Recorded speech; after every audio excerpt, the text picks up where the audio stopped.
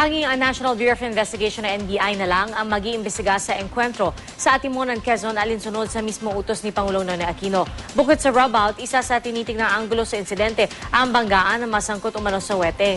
Balita natin ni Oscar Oida.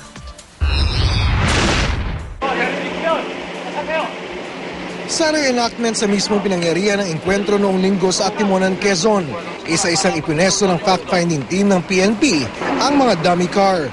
May mga operatiba ring nakaposte kung saan naganap ang shootout, kabilang ang mga opisyal na kasama sa engkwentro. We have already made our report to our Director of the IDM on the violations of police operations procedures in as far as the establishment of checkpoints, ganon. So, nandun na po, it will be our Director of the IDM to come up with give the details of the findings that we have. Our initial findings.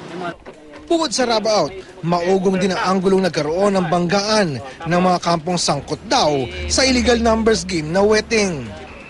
Pero ayon sa Quezon Provincial Police, mariin daw itong itinanggi ni Superintendent Hansel Marantan ang nag-iisang nasugatan mula sa hanay ng mga pulis.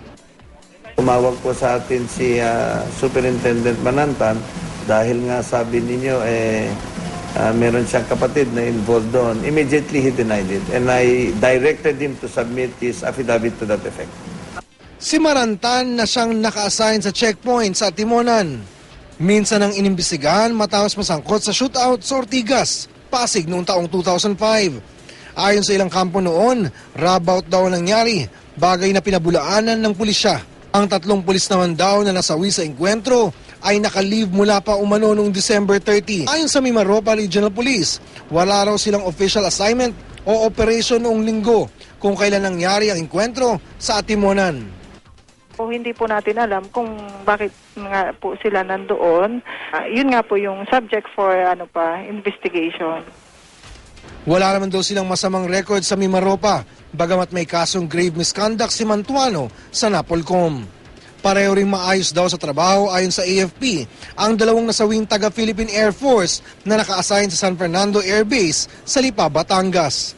Si Staff Sergeant Armando Lescano naka-Christmas break raw nang mangyari ang engkwentro, habang si First Lieutenant Jim Bim Justiniani katatapos lang daw ng leave at balik trabaho na dapat noon. Batay sa paunang ulat ng PNP Fact-Finding Committee, shootout daw talaga ang nangyari. Pero mula ngayon, isusumiti na sa National Bureau of Investigation ang anumang nakalat na impormasyon ng komite. Kasunod ito ng utos ng Pangulong Aquino na tanging ang NBI lang ang mag-iimbestiga sa engkwentro. Oscar Oida, GMA News.